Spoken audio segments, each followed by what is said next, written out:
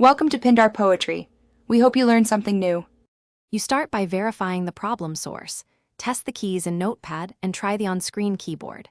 Open Device Manager and scan for input devices.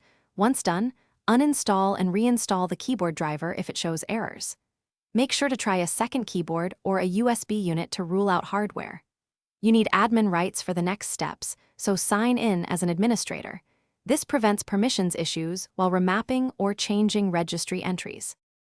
Now you remap or restore the Windows and Alt behavior. If you prefer a GUI, use PowerToy's Keyboard Manager to swap keys.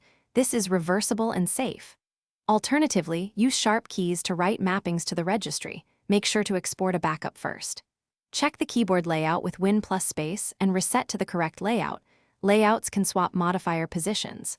Once you apply changes, log out and back in or reboot to allow the mapping to take effect. Finish by rebooting so drivers and registry edits load correctly. Test the keys again in normal mode. If the swap persists, restart into safe mode and check whether the problem disappears. This isolates third-party tools.